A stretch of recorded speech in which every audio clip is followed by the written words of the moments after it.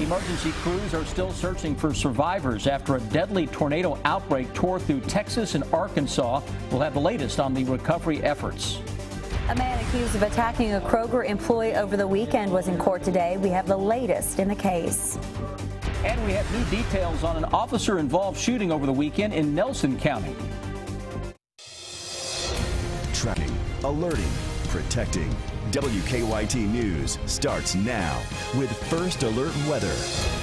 Good afternoon. We are tracking some severe storms here in the Bluegrass, and we've had some reports of minor damage. We have called a WKYT First Alert Severe Weather Day to keep you alerted to the threat as we head into the evening hours. WKYT Chief Meteorologist Chris Bailey is tracking the storms on the First Alert Defender. Chris? Yeah, those thunderstorms out there kind of coming at us in waves. We've had sporadic wind damage across central and eastern Kentucky. Severe thunderstorm watch for central and eastern parts of the state. Still good for 10 o'clock, but a new severe thunderstorm watch has been added on the backside of the existing watch because there's another band of thunderstorms developing just to the east of Owensboro. So the entire area now under severe thunderstorm watch until 10 o'clock this evening. Here's that next line well to our west. More on that in just a second. Let's get into the current line, which, by the way, is weakening into parts of eastern Kentucky. So that's some good news. Still a severe thunderstorm warning out for parts of Lewis County, though the strongest of the storms are showing signs of weakening. A fairly potent storm here right on top of Interstate 64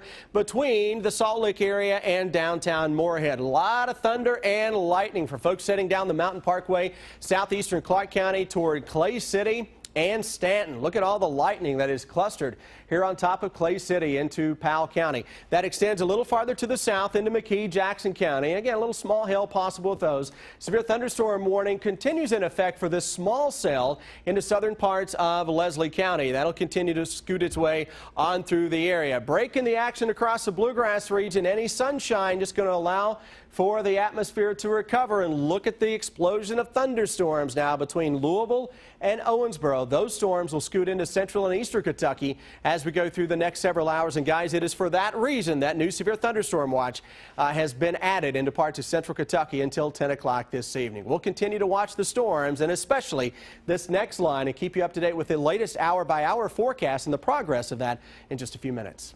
Chris, thank you. We have had several reports of trees and power lines down across the area. In Madison, one tree just barely missed a house this afternoon there. WKYT's Monique Blair is live in Richmond with the details. Yeah, right before 4 o'clock, the man who lives across the street from this home tells me he went out to get the mail. He says it wasn't raining too bad at that time with a little bit of wind when all of a sudden he heard a large crack, looked across the street from his house and saw this tree crack as it happened, landed on this homeowner's house behind me. You can see now nobody was inside the home when the tree fell. You can see if you look closely, there's some damage to the structure of the home up near the corner of the roof and also some damage to the patio. I talked to the homeowner who says this tree is about 30 years old. The homeowner tells me he has tried to get it removed for a while now because it was leaning. And now it looks like that homeowner is going to get his wish. Now we're going to continue to track the storms tonight as they happen, and we will continue to keep you updated. I'm live in Richmond. Monique Blair, WKYT.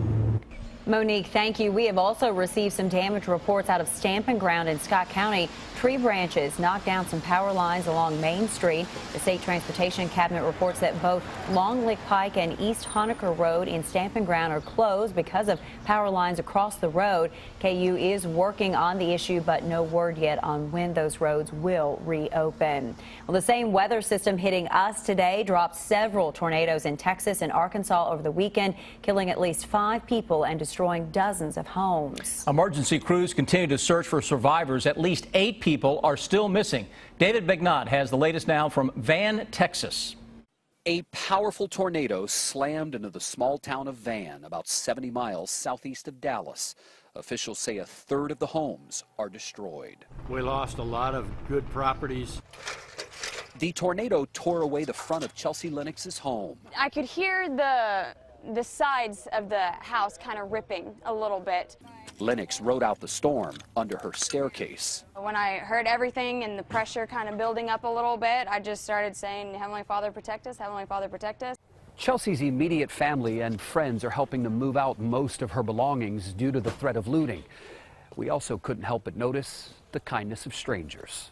Teresa Alsabrook drove an hour from Tyler, Texas, and stopped at the first damaged home she saw. It's just so much disaster. I figured I should come and help. Officials say more than 40 people were rushed to hospitals in the area. Emergency crews spent the day going door to door looking for people still missing and possibly trapped in the rubble. In Arkansas, authorities say a couple died when a twister slammed into their mobile home in Nashville.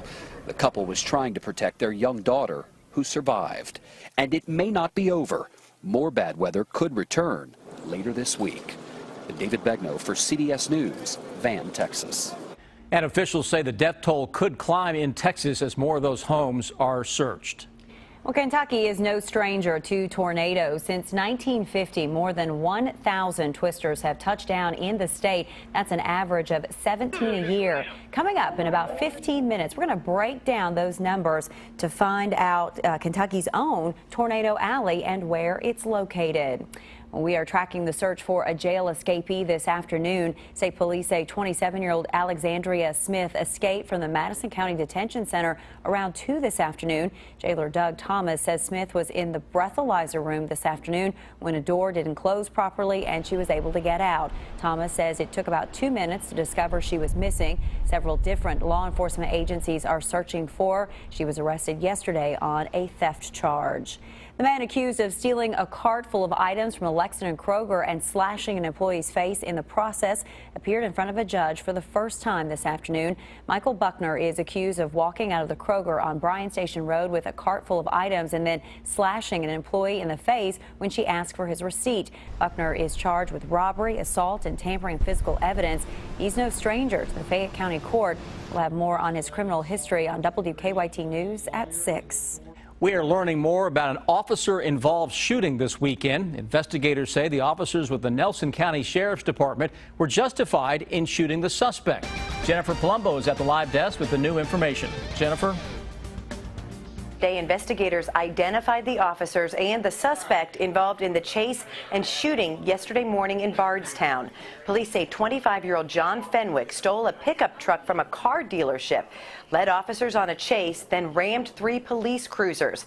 After fleeing the scene, they say Fenwick slammed into Sheriff Sergeant Jason Allison's cruiser at a high rate of speed, causing it to burst into flames. They say that's when officers fired at the truck, hitting Fenwick. My thoughts and prayers go out with them in this tragedy.